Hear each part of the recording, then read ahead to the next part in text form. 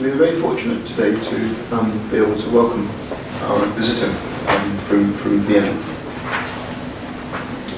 Dede Ferhat Tanrıverdi, who is, of course, Austrian, but of Turkish descent, we could say, and the third generation now. And he takes an active interest in the culture of Alevi music. He himself is an Alevi. And I myself have been researching this community for many decades now, and it's a great pleasure for me to be able to have Ferhat with us and to be able to talk a little bit about the place of music in Alevi society. So we need to go back a step, I think, and say, well, who are the Alevis? The Alevis are a Turkish community in Anatolia. They are about 15% or so of Turkey's population, probably, mainly rural, because the form of Islam which they profess is an unusual one which is particularly suited for a rural environment.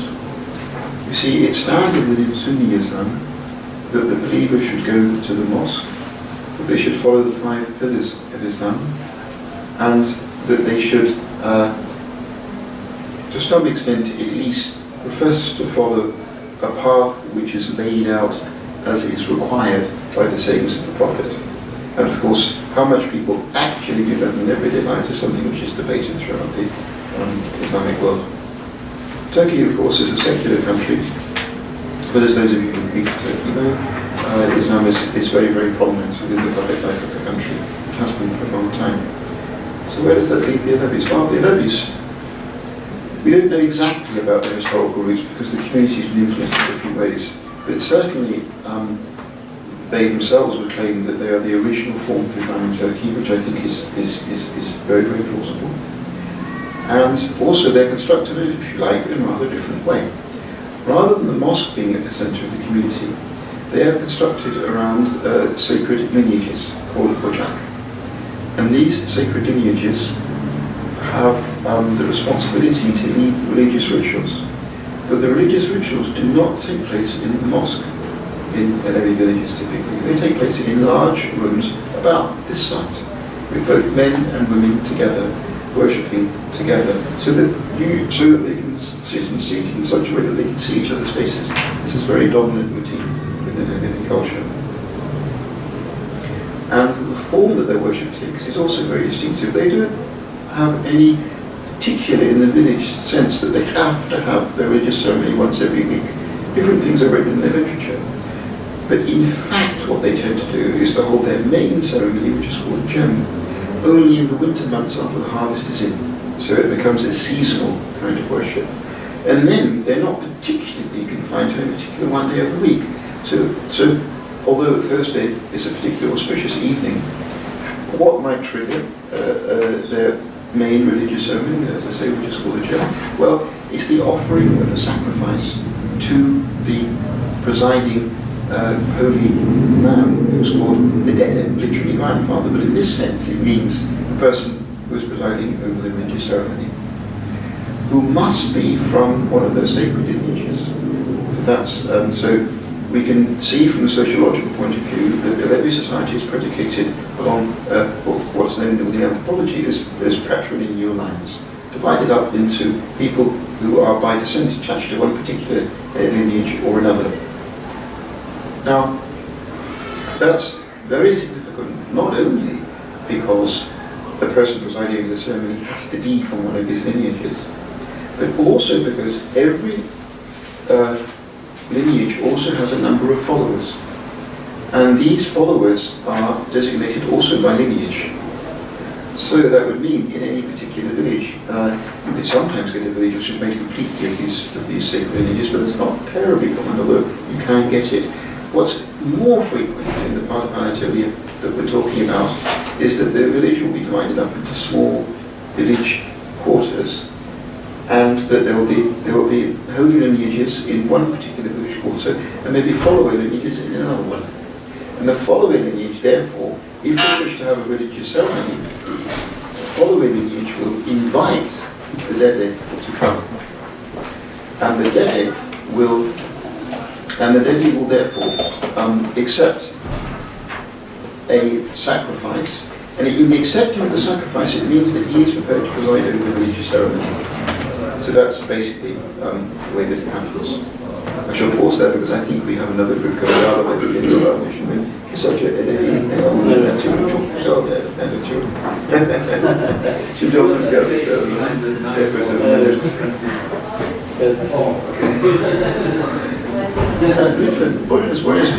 Sizin için sandalyeye bıraktık. Nasıl oturabiliriz? Tabii nasıl istersiniz? Boyunca sandalyeye bir şekilde otururdum dedim.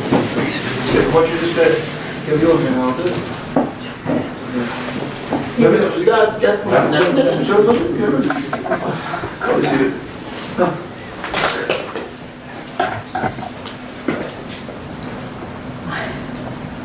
Kısaca Alevlik ne olduğunu anlatıyorum bizim İngiliz arkadaşlarımıza. Now, when a follower wants to hold a religious ceremony called the German ritual, he offers a sacrifice to the person presiding over the holy lineage, to this particular Dede. Now, it's very, very interesting that the Alevis worship is both men and women together. So what they're doing is they're offering a sacrifice as a household. And when the Dede is accepting this sacrifice, what he will do is he will ask them whether everything is happy in their household. Is everything peaceful? And he will actually say, as a husband and wife, is everything all right? And they have to say yes. And only if he's satisfied that it really is a peaceful household, everything's going properly, then he will accept them as to be worthy of giving the sacrifice to the community. Now, the gem ceremony takes place at night, and it is very long and complex. Traditionally in Anatolia, it can last from a few hours to maybe 5 or 6 hours, or even it's not impossible, it can last until morning.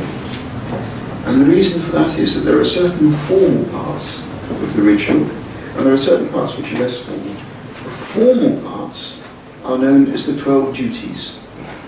And the 12 duties that have to be performed lay down that you absolutely have to clear a space in the center which is called Adi space.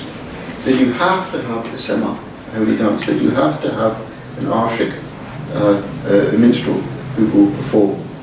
And some of the pieces that we're going to hear tonight are linked to those 12 duties because each one is marked by a prayer in its own right, where the person who's going to take on that duty gets approved by the presiding Dede. So you see it unfolds gradually as each role is allocated.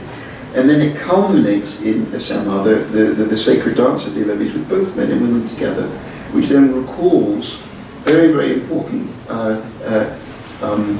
events in their founding history of their religion.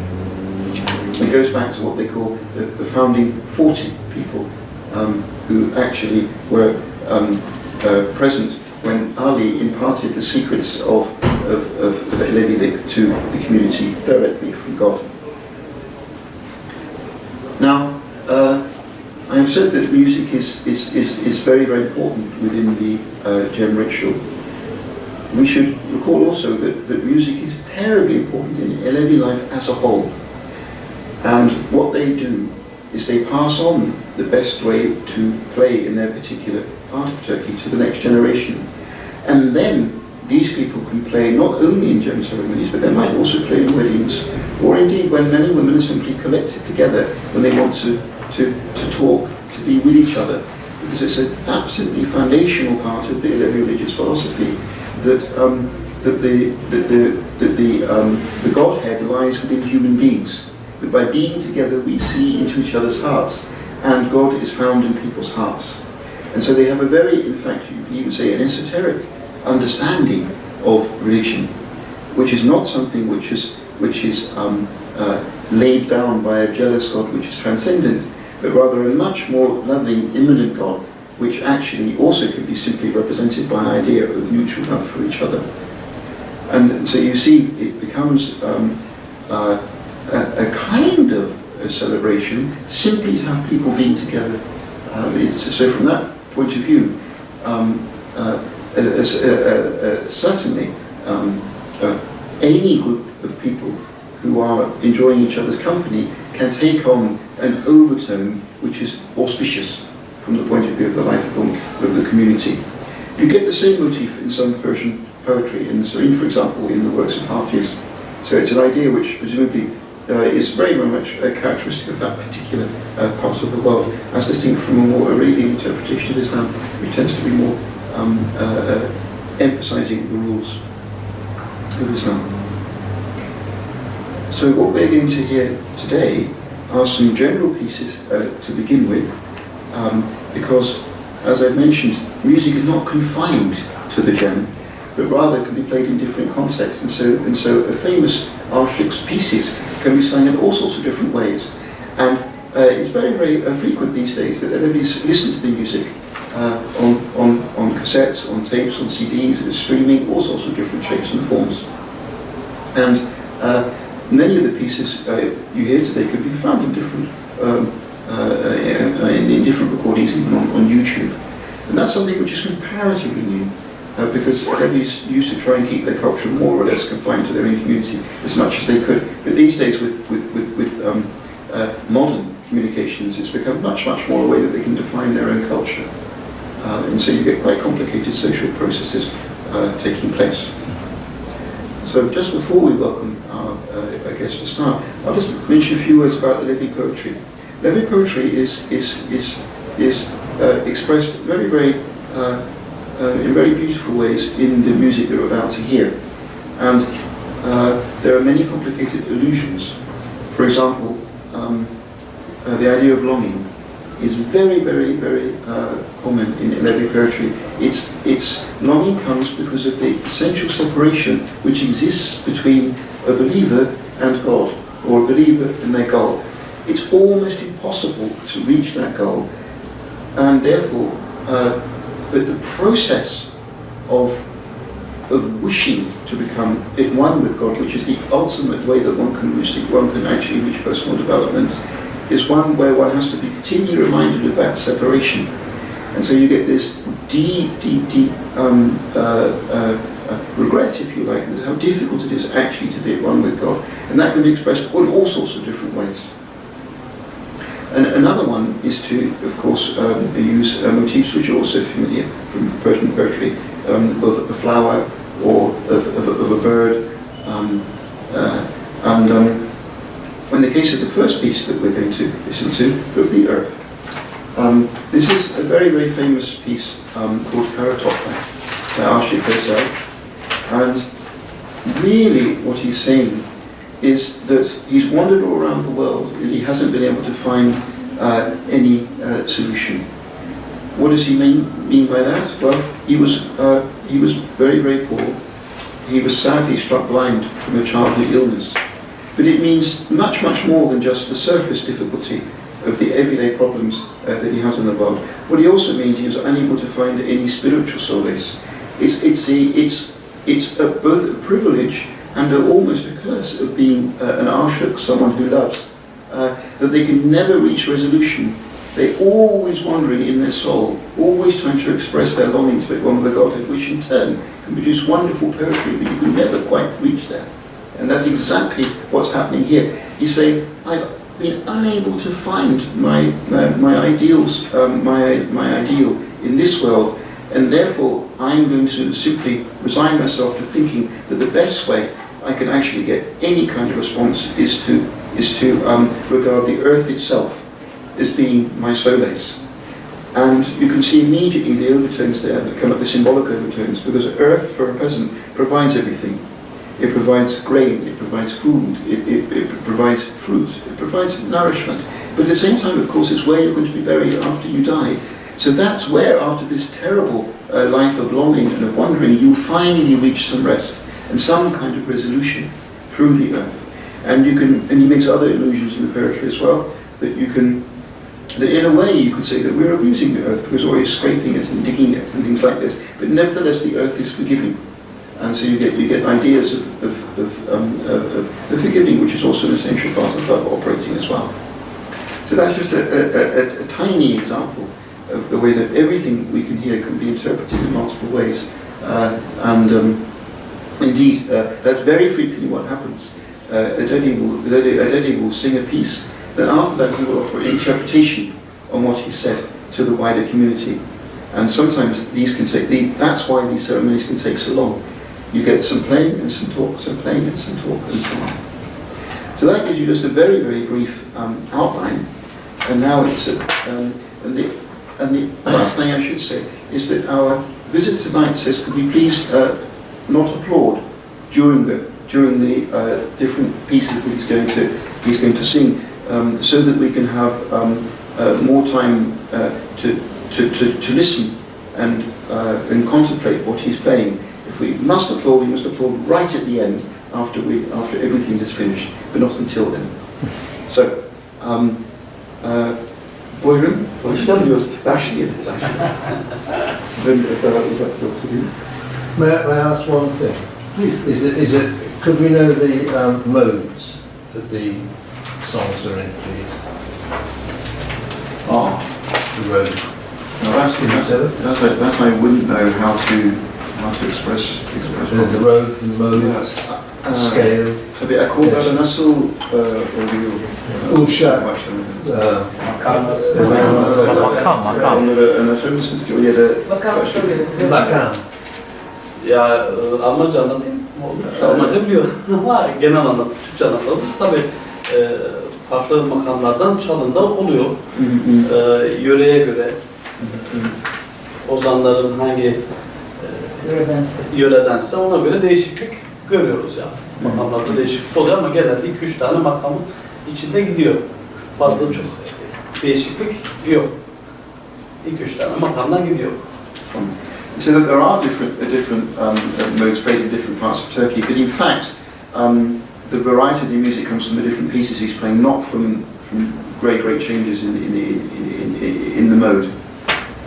Okay. So that's not a big issue, as it were.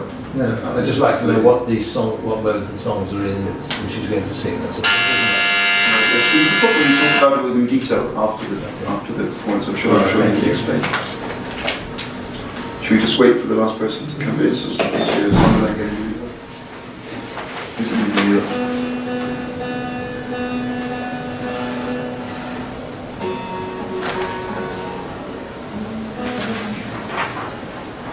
Yok bize gelmiyormuş. Başla. Geliyorlar, seviyorum.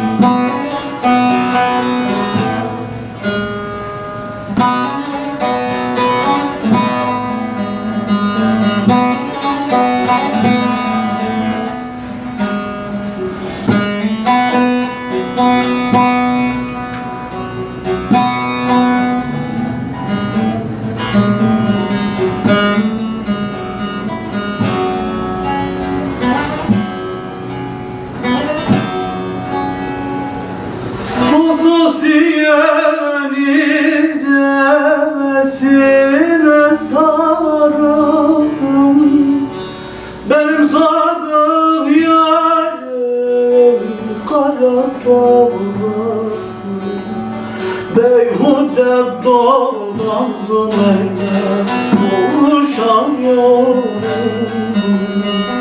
Benim sadık yarim kara toprak, kara toprak. Beyhude dolandım eyyar, boşa yoruldum. Benim sadık yarim kara toprak, kara toprak.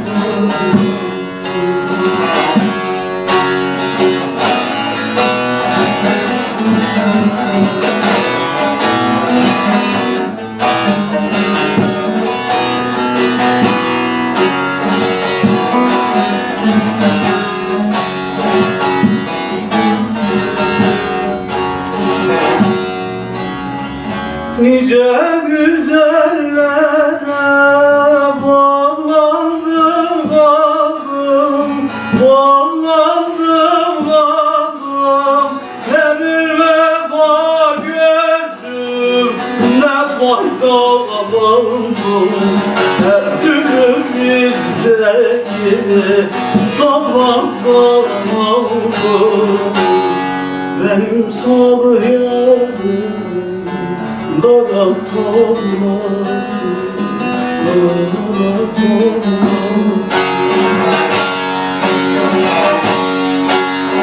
her günümüzde yar topraktan aldım. Benim sadık yarim kara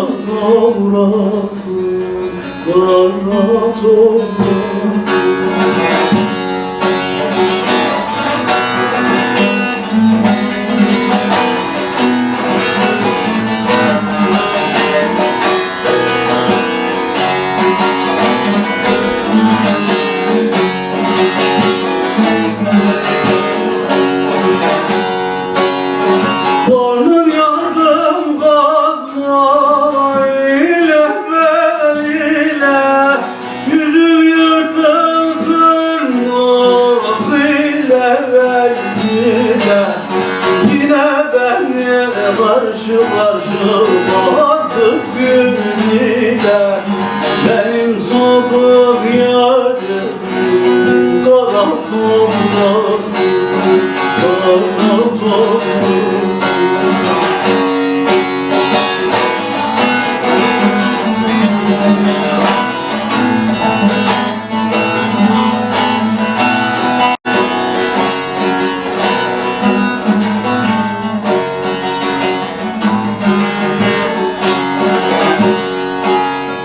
Her kim olursa o sıra maksar, o sıra maksar. Dünyaya bırakır vermez bir eser. Gün gelir Veysel yar yar varın olamazsın. Benim sadık yarim kara topraktı, kara toprak. Gün gelir Veysel hey dost varın olamazsın. Benim sadık yarim kara topraktı, kara toprak.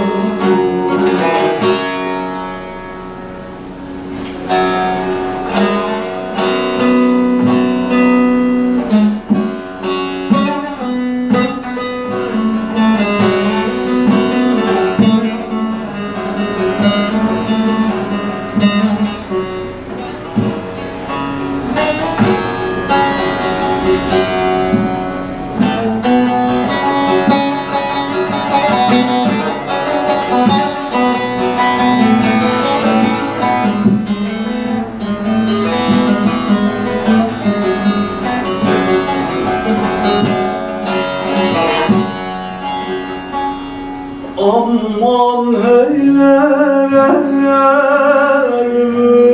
mürvetsiz de öksüzem kalbim. Aman geldim, aman geldim. Şu benim halime merhamet eyle. Ağlay ağlayım, eyvana geldim. Şu benim halime merhamet eyle. Ağlay ağlayım, eyvana geldim. Şahın bahçesinde galip bülbül, efkarım artmakta, halim pek müşkül, halim pek müşkül. Bağırma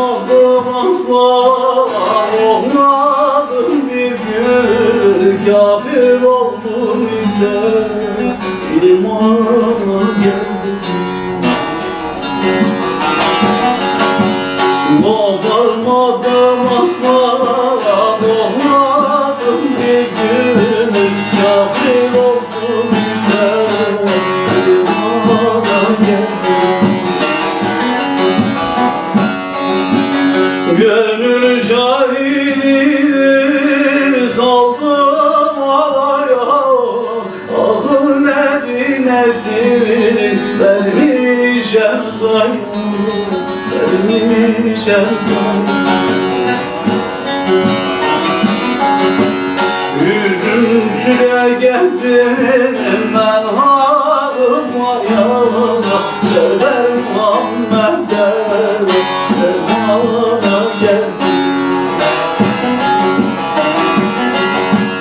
Yüzüm süre geldim ben halıma yalana. Sever Muhammed'e sevdaya geldim. Muhammed Ali'nin kullarından Ali Baba nesli Hayder'inden Hayder'inden İmam Cafer Saddam eşlerinden Derdime batayım dermana geldim. İmam Cafer Saddam eşlerinden derdime batayım dermana geldim.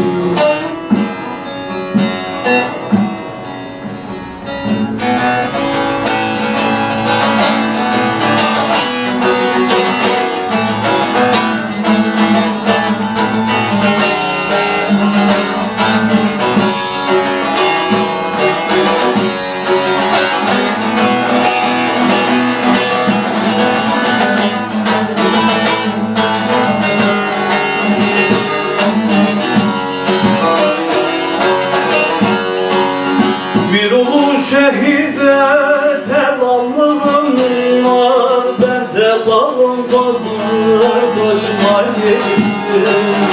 Benim efendim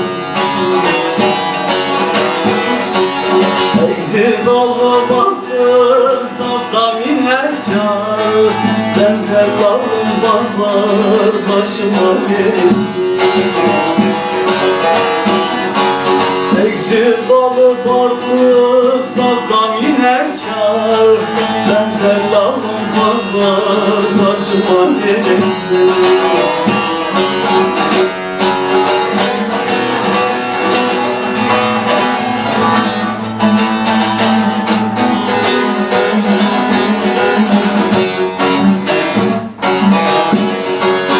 Dur zamanlıdır alıp sattığım düşler beslerdim pazar ettiğim benim efendim. İmam Cafer'dendir dükkan tuttum. Ben tellalım pazar başıma geldi. İmam Cafer'den dükkan tuttum. Ben tellalım pazar başıma geldi.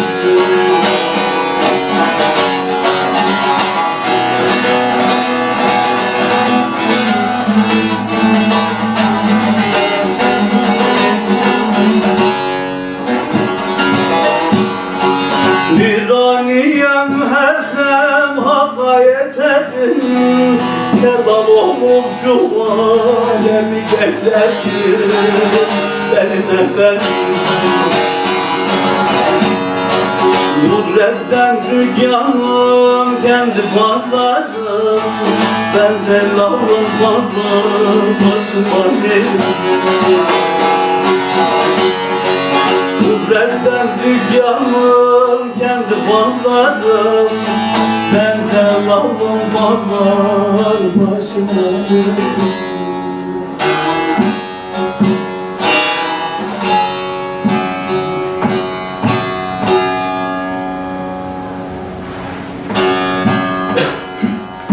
Cem bölümüne giriş yapacağız.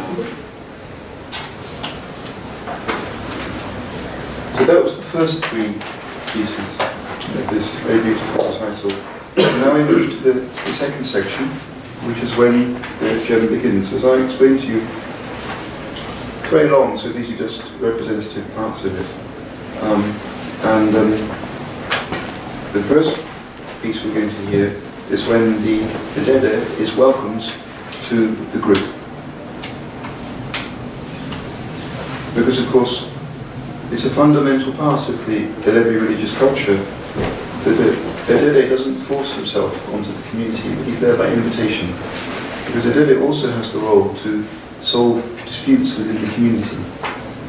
And but this is not done through the imposition of some kind of code, some kind of penal regulation, but rather the Dede quietly tries to sort out where the issue emerged and reconciles the two parties. And only if that reconciliation has taken place can then the ceremony actually continue. And so if a jang was taking place in this context, for example, the room could be about this size, the Dede will ask the community, is everybody here on good terms with everybody else? And if you're not on good terms, then you have to say. And he will ask the community, is what I'm being told here the truth? I really need you to say this, and you make sure that the community actually affirms that everything's all right. And then we move to different parts of the duties which I explained, and we get to the lighting of the candle, and then to the intoning of a sacrifice. And a sacrifice could be a ram, for example, but the ram, as I note in the notes, has to stay peacefully as the music is continuing. If it goes wild, then at least in the area I work, they say that the devil has entered into it, so they have to find another one. And then, of course, if everything goes successfully, it's taken away and put into the pot. And then later on, its entrails will be shared amongst the community, and there will be a collective meal as well. And then we move on after that to the expression of belief in the one God, and then to the Sama, the most well-known dance, as I say, which is terribly important within the community, both in terms of its religious significance, but also in terms of the extraordinary variety of different Sama that you find across Turkey. They have people wear different clothes, they have different dance formations, they have also very, very different music. It's really quite extraordinary sheer variety that you get, these particular things. And sometimes they can easily be used now as it were performances of Alevi identity, but that's of course a debated topic, because some people say, well, it's not really appropriate, that they should be used in that way. Other people say, well, it's actually quite useful that people can see what we're actually like. So there we are. And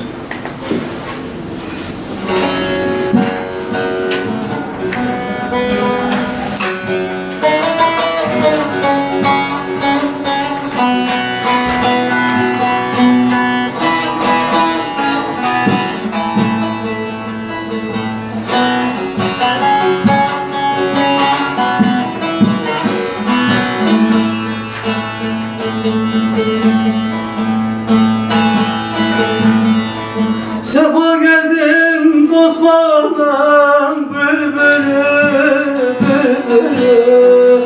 Merhaba sevdiğim hane sizidir efendim.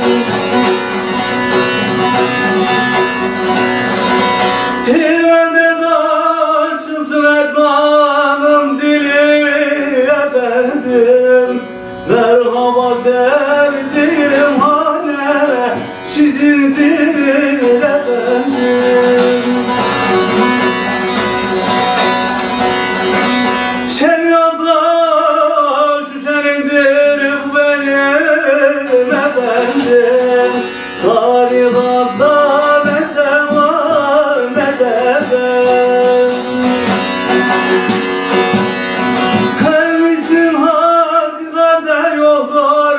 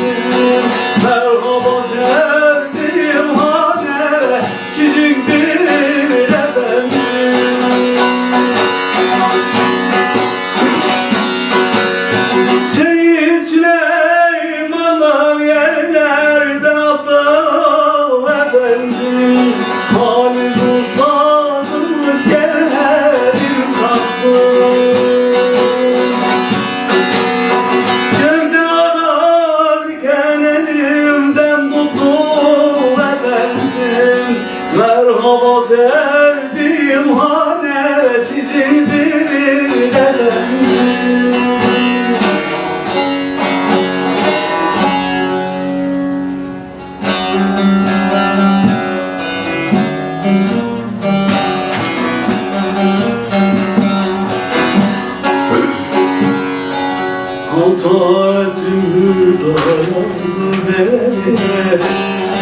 Muhammed Mustafa'ya o Ali Abadan Haydar'ı kenar Ali el Mürteza'ya o Ali Abadan Haydar'ı kenar Ali el Mürteza'ya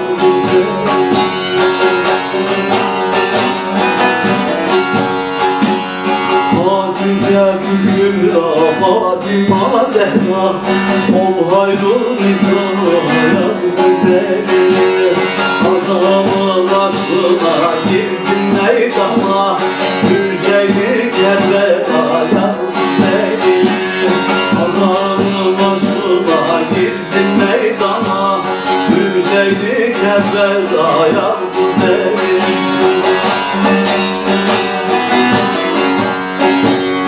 İmam Zeynel, İmam Bahır Cafer, Kazım Musa Rıza'ya güzeli Muhammed Nabi'den Mehmadi Nabi Hazarı askeri yardım beni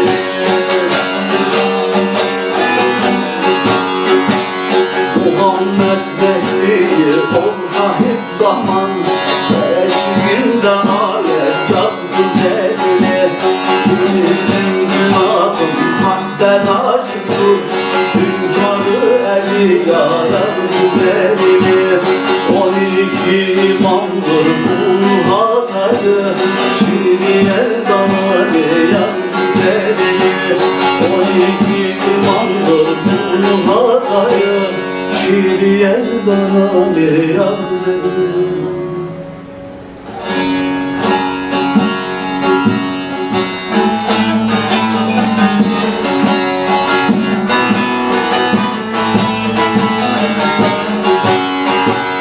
Muhammed Ali'ye canım severler Kurbanınız kabul olsun erenler Erbalayıp bilip narkodulanlar Kurbanınız kabul olsun erenler Kurbanınız kabul olsun erenler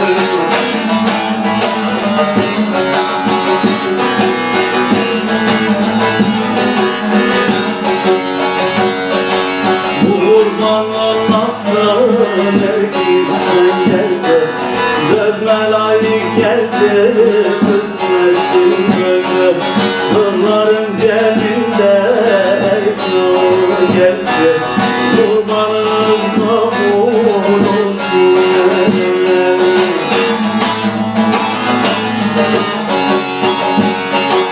Kaynar kaynar kazanın taşları Ateş müşrük olmuşsun geçirim Kurban bekleyidir eşim getirir Kurbanınız kabul olsun erenler Hasan Hüseyin'in Zeynel Gülşah'ın Bağır Cafer Kazım kız oldun Haki asker neydir ben Kurbanınız kabul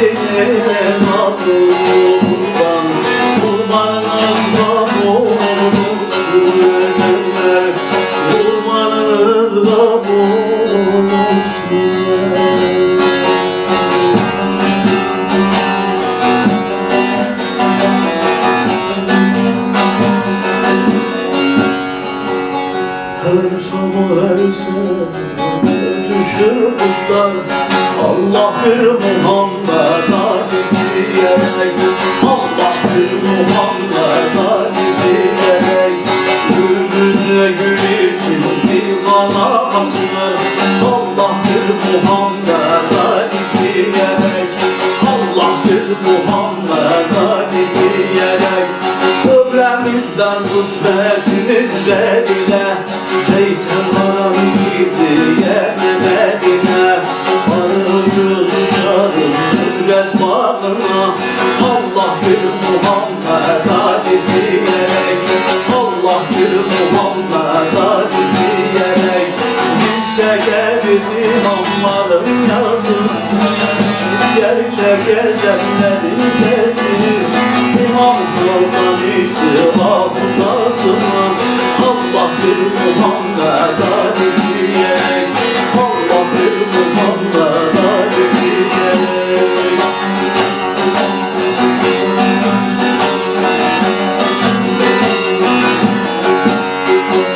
Zalim olan incelek nenelerdi, mümin olanın yoluna dolandı. Çabuk sevdim Allah'a boyandı. Allah bir Muhammed Ali diyerek, Allah bir Muhammed Ali diyerek, İmam Zeynel kadelendi döküldü. İmam Bakır'a yüzler sürdü. Haberi sarıda erken edildi. Allah bir Muhammed Ali diyerek, Allah bir Muhammed Ali diyerek, gönül kuşu kalplerinde yuvası, birbirimize düştü şahıramadı. Yazılır solimiz anılması. Allah bir Muhammed Ali diyerek, Allah bir Muhammed Ali diyerek.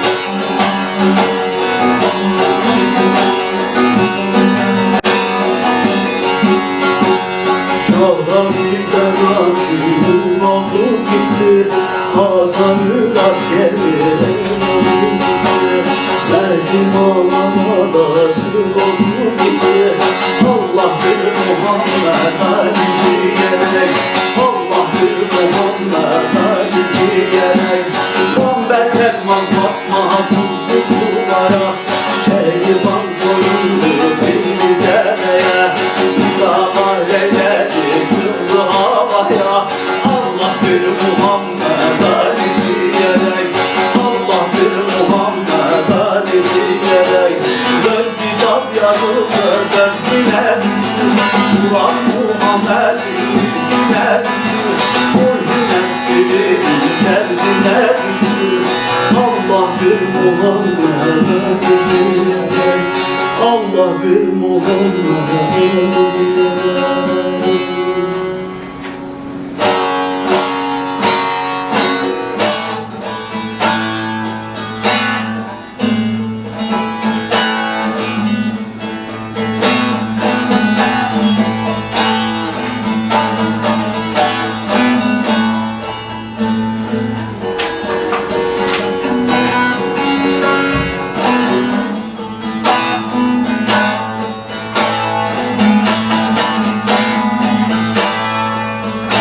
Önüme bir çığır geldi, bir ucu var şar içinde. Önüme bir çığır geldi, bir ucu var şar içinde. Ablalar dükkanı geçmiş, ne istersen var içinde. Ne istersen var içinde.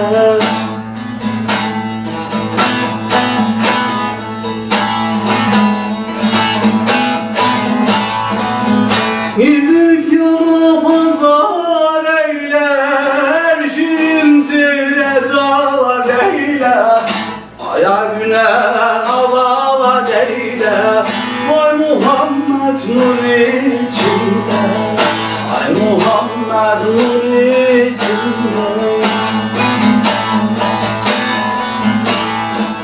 Vay aydır gün Muhammed Ali, Ali, Ali.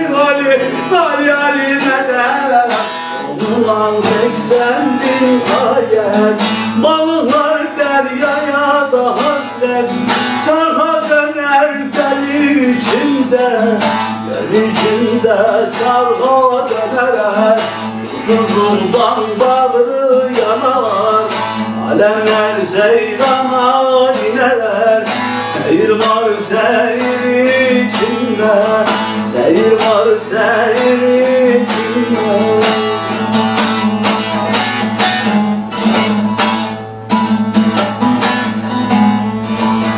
Bunu ezberdim ağa Baha esir oldular Şimdi dinle mahuzakı Allah Allah Allah Allah Arı inler bal içinde Arı inler bal içinde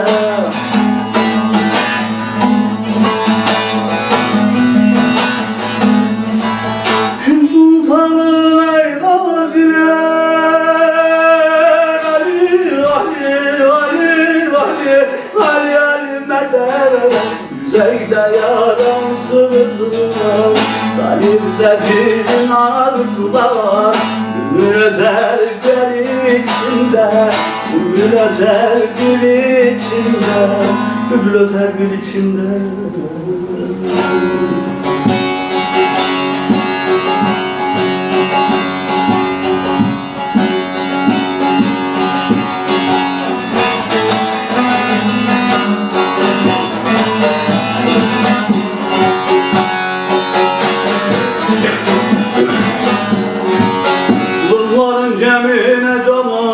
Gelene canlar Ali sevenler zaman versin Ali sevenler zaman versin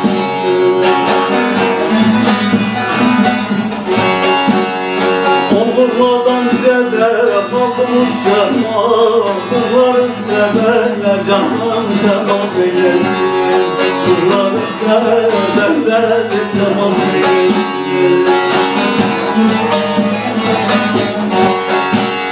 Muhammed bir aşkta kavuştu şaha Aslanla dermanlı canım gitti merhaba Aslanla dermanlı gitti merhaba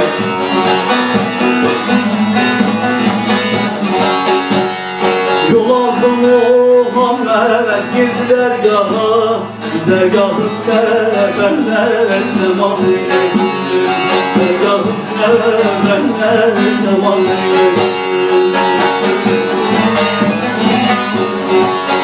Muhammed girince canım durdular dara Dara duran canlar zaman eylesin Dara duran canlar zaman eylesin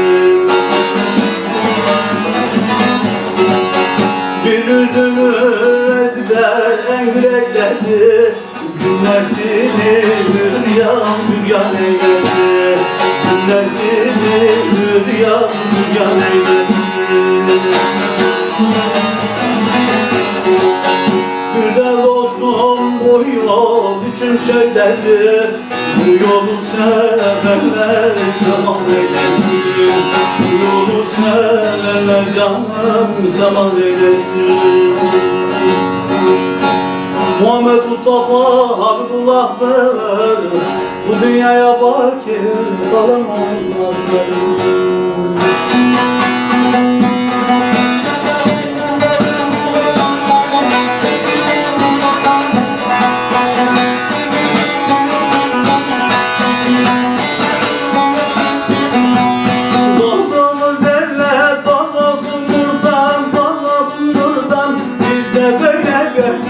Buradan gider, biz de böyle gördük buradan gider.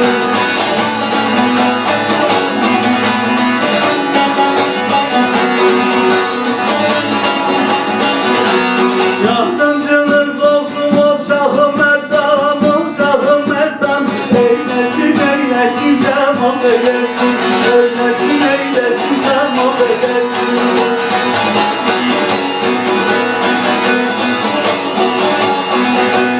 Sabah eyleyenler haslar hasıttır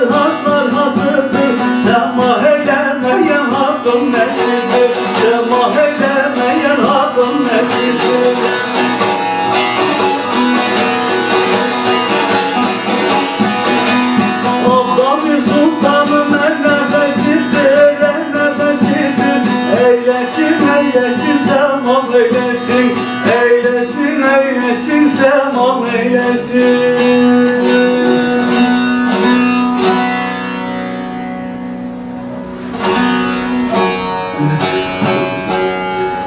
İbadet bölümü bitti hocam. Getirmek istiyor musun? Yoksa devam ediyor. Yes, our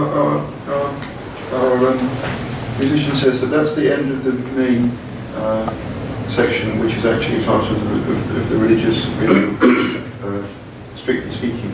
But now they moved to continue playing, but the Dede would give interpretations, and general composition might begin, and the atmosphere changes, but the ceremony carries on.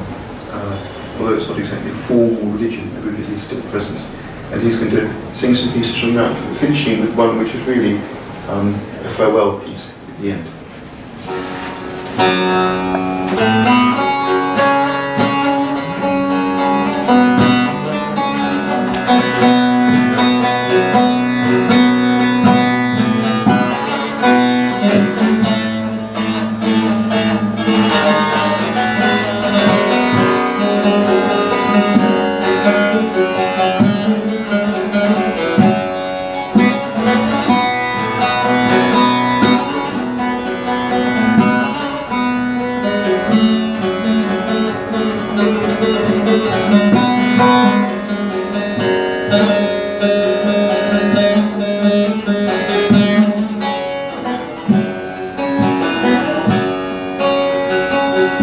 Bu yola talip olmalandın ise beyzoğullara beyan eylesin. Bu yola talip olmalandın ise beyzoğullara beyan eylesin.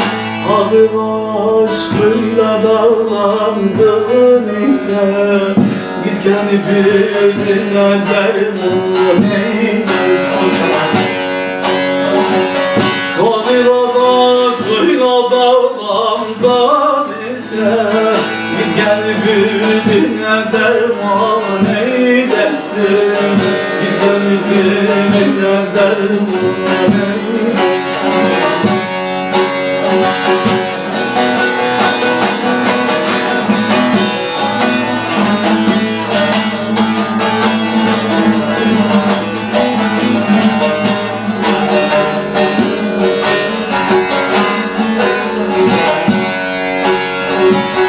Müsahibini aldurası dara, dört başıma mured olma mudara. Müsahibini aldurasın dara, dört başıma mured olma mudara. Ümmiler fakirdir değil mubara, muhabbim cebinde ceylan eylesin. Müminler fakirdir değil mubara, muhabbim cebinde ceylan eylesin. Muhabbim cebinde ceylan eylesin.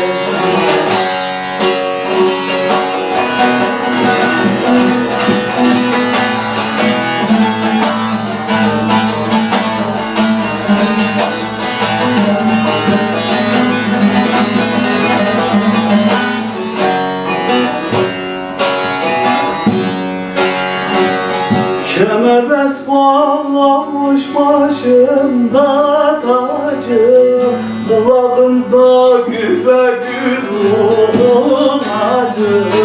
Kemerbest bağlamış başımda tacı, kulağımda gübe gül ruhun acı. Gönül bir kâbedir yapma o hacı, davul sularında nişan eylesin.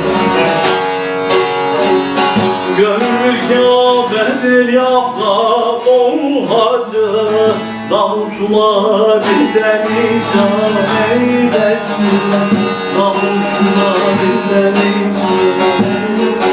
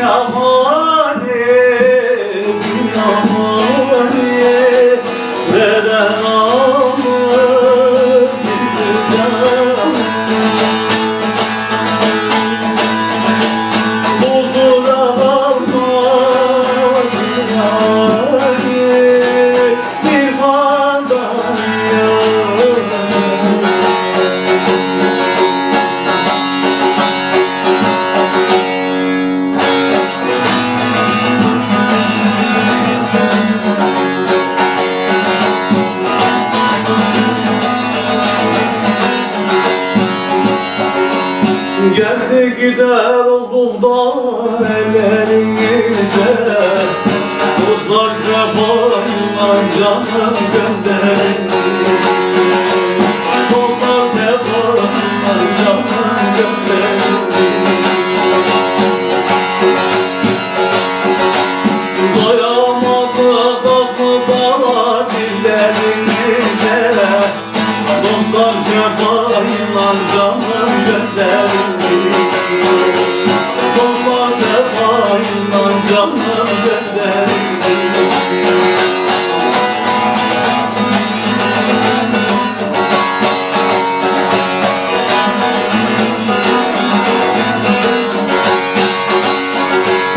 Himmet eylem şu dağları aşalım, bir aşkınla kaynaşalım coşalım. Gelin birer birer de helallaşalım, dostlar sefayla canım gönderin. Dostlar sefayla canım gönderin.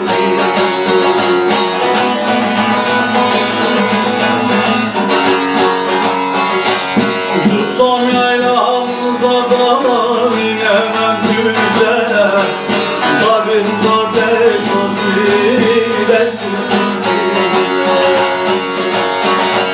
Allah nasip eylese de nazam size, dostlar sefayla canım gönderin. Dostlar sefayla canım gönderin.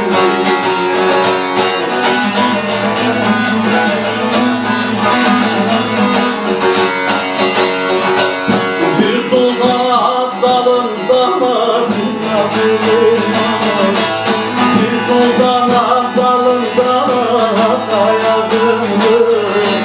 O da bir erkanı canım yanındadır. Ölüm uzak bellerde hemen yakındır. Dostlar sefayla canım gönderin. Ölüm uzak bellerde hemen yakındır. Dostlar sefayla canım gönderin.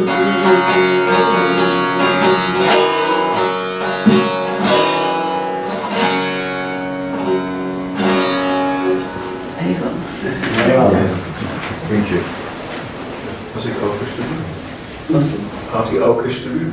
Evet.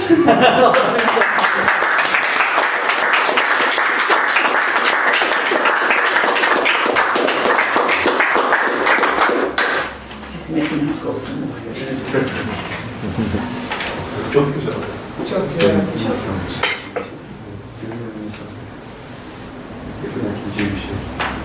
Well, now, who would maybe like to ask a question or two? Remote offer. If you can ask. Can you say something about the instrument and the other instruments that may be played? Bağlama hakkında şey anlatır mısınız? Bağlama hakkında ne diyelim, yani aslında topuz dediğimiz aslında çok eskilere dayanan Asya'dan, Orta Asya'dan işte günümüzde artık Avrupa'ya kadar geldi diyebiliriz ama yoğunluk Anadolu bölgesinde çalınan telli bir çalgı. Onu çeviriyor da. Evet, ben yoksa gideceğim. This originally comes from Asia. It's gradually spread through Anatolia into Western Europe, where of course our guest now lives. But it's played most intensively in Anatolia. Tabii Türk boylarında eskilerden hani tam net tarihi yok ama günümüze kadar çok değişiklik göstermiş. İlk sazlarla hatta ilk dönemlerdekilerle şimdikilerin arasında da çok fark var. Ama genel olarak 5 boyutta var. İşte cura dediğimiz küçük, cöğür var, bağlama, divan ve meydan sazı diye büyüklüğüne göre de şu anda ayrılmışlar. There's been many different changes since its origination in the Turkish tribes, but now it's safe to say that there are 5 main sizes. And this is the middle one with that size. Evet, bu kadar bakılı aklıma gelen şu anda bir şey yok. At the moment, that's all that comes to his mind about it. Ve diğer köydeki bulunan müzik aletleri hakkında ne var başka köyde? İşte Bizim yörede Tokat'ta klarnet de var, çok ilginçtir ama cümbüş de var. Keman da sonradan tabii, keman çok sonradan gelmiş ama o bile çalınıyor artık. ama Çile Davul zurna tabii olmazsa olmaz. Ama onlar düğün için. Düğün işte. Ben karıştırma onları. Evet. Cemlerde Tokat yöresinde kemani ve bağlamanın beraber çalındığı ocaklar şeyler var. Kemanla tahtacılarda cümbüş ve ut kullanılanlar var ama asıl kutsal olan, ikrarı alındığına inanılan enstrüman bağlama. Yani kopuzdan beri, atasından beri gelen. So the main sacred instrument remains the violin, although you can use different variations of the violin, so a violin played vertically, for example, is another one which they do in some parts. But there are other instruments in the village that we would use for weddings, for example, a drum, and something called a zurna, which is a double reeded pipe, really, that plays a very, very loud noise indeed. Recognize it if you hear a zurna. Yes. And also the old-fashioned the shepherd's pipe. It's still a single shepherd's pipe. It's also very, very common. Typically at a gem, will there just be one instrument or will there be a group of players? Cem'de tek bir sakin olur ya da birkaç tane olur. Tek olduğu da oluyor ama çok olursa daha da güzel oluyor. Yani 2 oluyor, 3 oluyor, beraber de çalındı oluyor ama genellikle alışılmış da bir tanedir. İlk dönemde Dede Zakir aynı kişi, sonra roller değişiyor.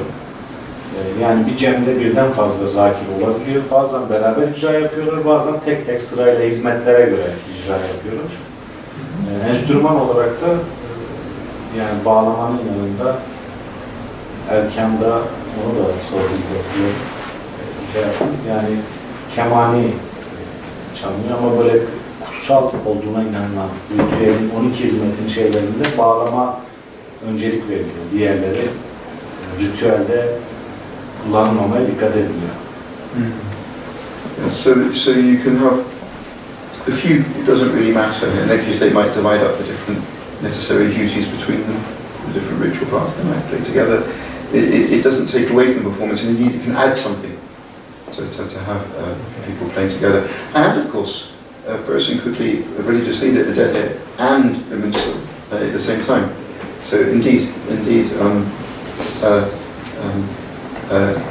our guest today is also from the Dede lineage, and so he can act as the leader and also play the songs at the same time. So the two roles can be conflated. And then you look at some Can I ask, when did the performer start learning the music? At what age? Kaç yaşında öğrenmeye başladı? O zaman öğrendim. Tabii çocuk yaşta bağlanmaya da tanıştık. Neşik oldu.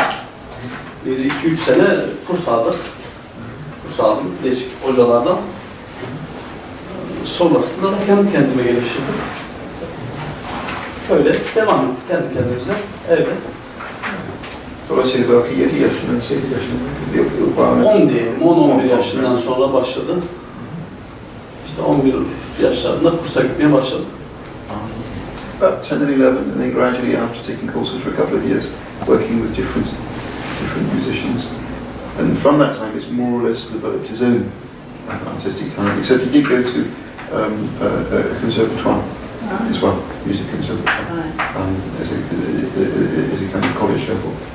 Thank you. Any more questions for our visitor? Well, do you want to play us just one last little thing? Çok küçük bir parça. Müzebilir misin bir tane? Tamam. Kapatmak için. Olur. Kapatmak parça. Tamam. Evet, çok güzel olur.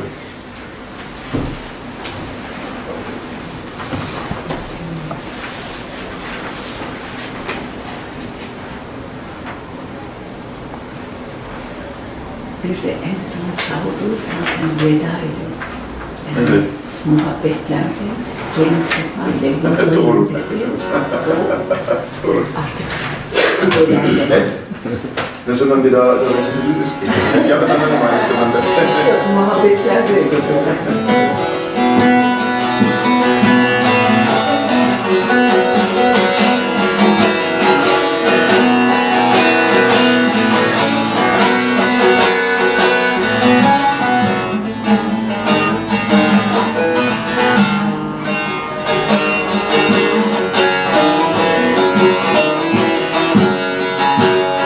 Mansur ile dara durduğum zaman, o zaman konuştum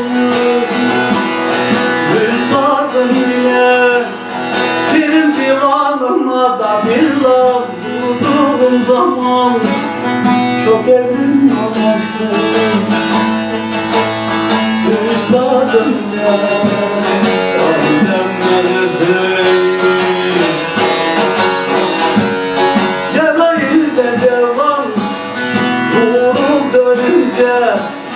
Cebiri kapıdı, nur alınca Şah Merdan bize doğusunca Cülasından içti üstadım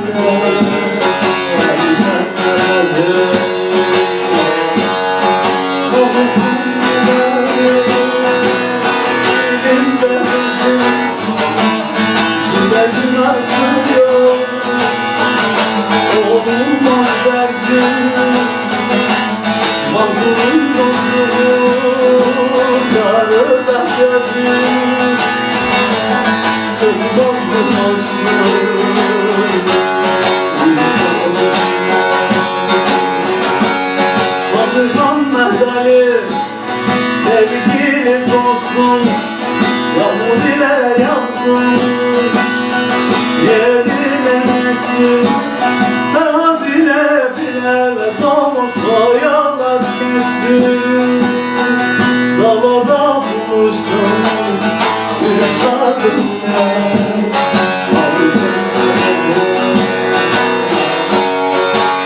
Haram ettim, devamlı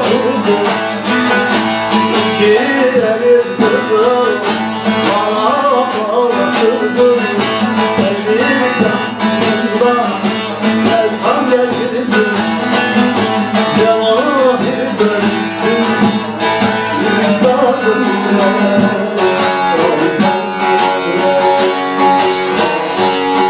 Gülmez üstadım hüt oldum zaman O da bir eyledi kül oldu aman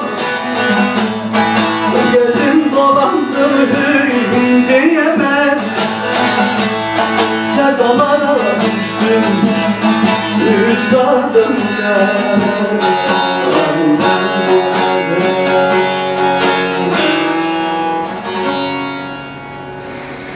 Aşk olsun.